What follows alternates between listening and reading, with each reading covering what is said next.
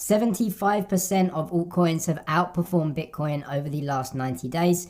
And in the last month, altcoins have been mooning. So we are without a doubt in alt season, which is part of the wider huge bull market in crypto.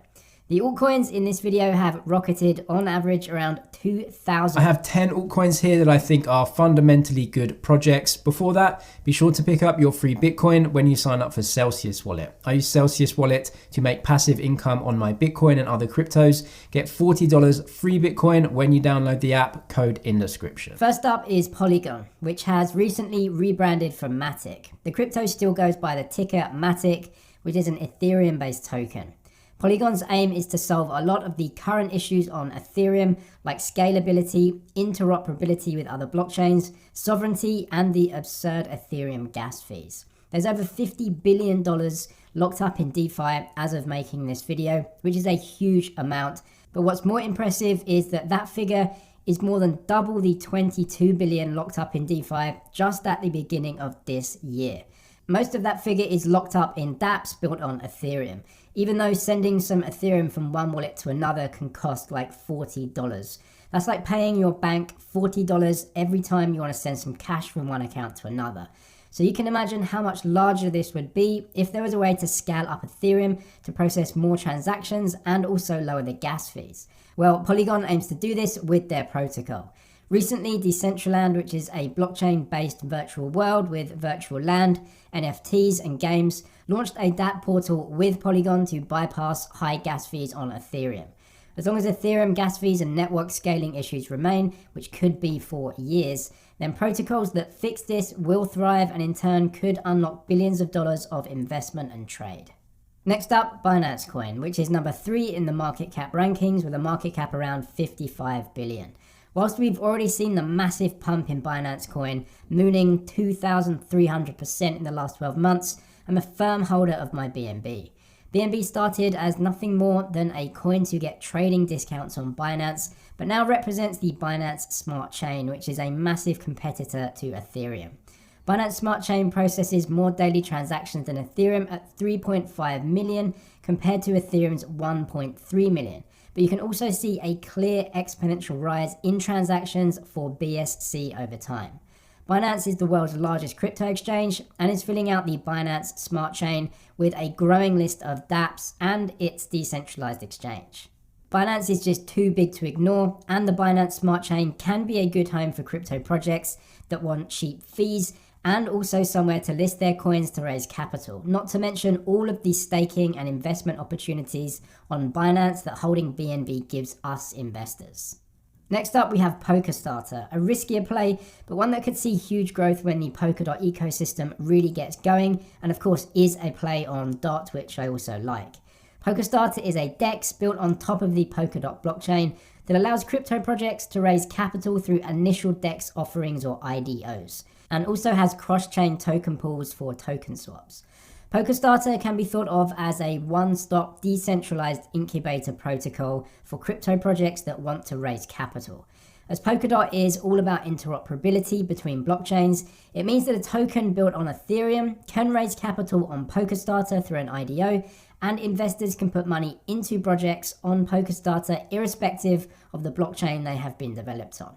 Apart from IDOs, Polkastarter uses something called fixed swaps in the liquidity pools. These aim to reduce price volatility and increase transparency in pricing, which both hugely benefit investors. In Q2 2021, they're launching Polkastarter 2.0 with upgrades including a new user interface, NFT drops, and also adding to their multi-chain offering, which recently saw Binance Smart Chain tokens traded on the protocol. They're putting R&D towards blockchains including Polygon, which we talked about earlier, Solana, Elrond, Avalanche, and more. Next up, Kodano ADA, currently sitting at number 7 in the market cap rankings, down from its height at number 3, I think. Kodano had a huge move from about 25 cents all the way to $1 earlier this year, but it's the future news flow that interests me. Kodano is right in the middle of rolling out the smart contracts functionality and is in the testnet phase right now, meaning that over the next 6 months, there will be a significant amount of news and new projects and milestones that should give investors opportunities to trade. ADA has traded sideways with seemingly good support around the $1, $1.10 mark, whilst other projects like XRP, BNB, and even Ethereum have seen big gains over the last few weeks, meaning compared to those, ADA has underperformed. That is actually good for me, as I like to add cryptos to my portfolio that aren't currently mooning and hitting all-time highs, which in this market is actually quite difficult to do.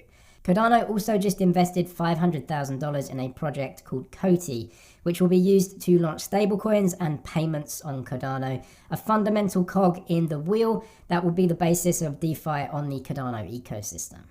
What is Koti then, next on the list? Koti is a blockchain designed specifically for payments.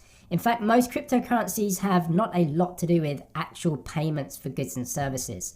Bitcoin is more like a store of value, Ethereum is a smart contracts blockchain, but in the future it seems obvious that eventually blockchains will be used for retail payments for everyday items due to their low cost and security benefits. Koti aims to be first and foremost a blockchain for retail-based payment systems, and the close relationship with Kodano is obvious.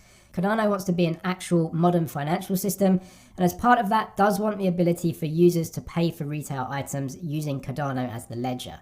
Teaming up with Koti could therefore add this functionality to Kodano in the future, with the ability for users to launch their own currencies and blockchain payment systems. As we know, Kodano is looking to add clients in the form of governments and large institutions, including various countries ranging from the African continent to South America.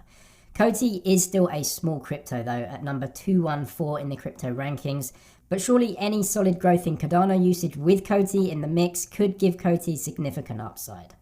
Next up, whilst on the subject of payment blockchains, Solana. Solana continues to see strength after a few mentions in previous videos. Solana is now at number 20 in the market cap rankings and is positioned to be part of the huge growth in blockchain payments. Solana and Koti are similar in that they provide payment systems that can be used for fast and ultra low cost transactions. Solana's block time is around 400 milliseconds compared to Bitcoin at around 10 minutes. Solana can also process multiples of the entire Visa payments network at a cost of 0.00005 cents per transaction. Solana does have stiff competition though, as even though blockchains like Ethereum have poor block times and slow transactions, there are layer 2 protocols that can get around these issues, and so projects and capital may still gravitate towards blockchains like Ethereum. Solana has potential for very specialized applications, and the use of the blockchain for global payments could see growth for Solana long term. As for right now, Solana is proving the concept with a range of the typical DeFi platforms. Up next, the Graph, at number 50 in the market cap rankings. Built on Ethereum, this protocol allows for indexing of data and for anyone to build APIs called subgraphs to make that data easy to access. Data is king and has a multitude of applications, ranging from helping DeFi protocols to offer the best investment rates, and in the future, allowing for applications to give customers the best deals on a variety of blockchain services. Uniswap, Aave, and Compound, three of the biggest DeFi projects on Ethereum, currently use data from GRT to support their lending platforms. And dApps like Decentraland and even CoinGecko use data provided by the protocol. Without data, dApps can't provide a useful service, and so I see GRT a little like Chainlink, possibly being an integral part of the blockchain system for the years to come. So even though it's not a glamorous project, it surely has fundamental value as a protocol as the crypto ecosystem grows. GRT has traded sideways and down since a big spike after the launch, which could be an opportunity for long-term holders to accumulate. Next is Zilliqa, a crypto up a casual 4,000% in the last 12 months. Zilliqa focuses on something called sharding. Sharding in relation to blockchains is a way of spreading out the network across many different partitions or shards. This is in order to increase the efficiency of the network. To use a real-world analogy, if too many cars try to use one lane in the highway, you'll get a traffic jam. But if you have more lanes, then more cars can drive on the road. It's a bit of a blunt metaphor, but you get the idea. Why sharding is so important is that Ethereum is simply bowing under pressure of how many people want to transact on the network. Ethereum didn't know that smart contracts would be so successful, but with that success comes many issues. Ethereum right now can only process around 15 or so transactions per second. which is a pathetic amount considering the amount of transactions needed to take place every day. Until Ethereum implements sharding, then we would continue to see interest in projects who are faster to market with these improvements. But Zilliqa is a way more risky project than ETH as a network. Even though the network can scale easily, it only has around 80 to 90,000 transactions per day, compared to Ethereum's 1.3 million.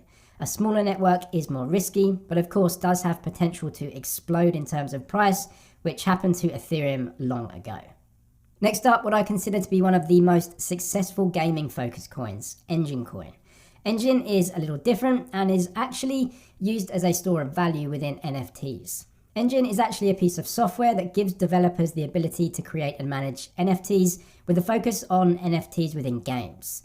NFTs are making headlines as a way for artists to sell their work and to designate true ownership of the work itself. But more broadly, NFTs are going to be a huge part of the modern economy, and in games, users need an NFT for in-game items that are collectible and limited. With Enjin Coin, you can make in-game items or rare items of value and then integrate them into games. Each NFT minted is done so with ENJ, the Enjin Coin token. So the more NFTs that are integrated into games, the higher the demand for ENJ could be, and it seems like ENJ have a large focus on the Japanese market right now, which is obviously such a huge market for games and all of the different types of characters that are so popular in gaming culture. So you can see how much of a market there may be for ENJ to tap into. In recent news, Enjin actually revealed plans to launch 2 updates to its network to improve scalability and interoperability. What does that mean? Well, more transactions with plans for something called JumpNet, which will add more nodes and get rid of gas fees. And as for interoperability, Efinity will introduce multi-chain support, so expect to see ENJ on other blockchains and not just Ethereum dApps. The price of ENJ, whilst making this video even, has jumped double digits.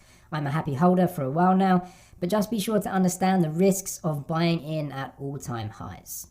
Storage is next, stylized as STORJ. This is a token used to pay for decentralized cloud storage.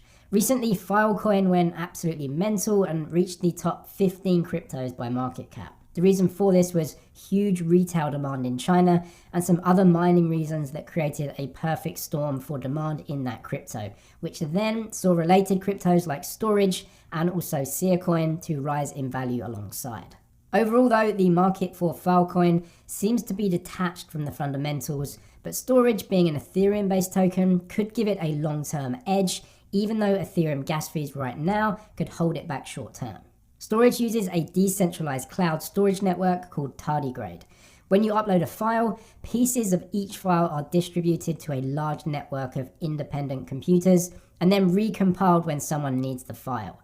The aim is that cloud storage is decentralized and democratized so that big firms like Google, Microsoft, and Amazon don't have control of all of our cloud-based files. Users can rent out their unused hard drive space and get paid with storage tokens, although think of unused space as dedicated hard drives rather than the one in your laptop. There are a few different projects trying this type of setup for cloud storage and also distributed web hosting as well, like Holochain, which I've mentioned before, which could potentially be cheaper and have the benefits of decentralization, but it's definitely a more niche use of blockchain tech, and so these projects won't ever overtake the big guns when it comes to market cap.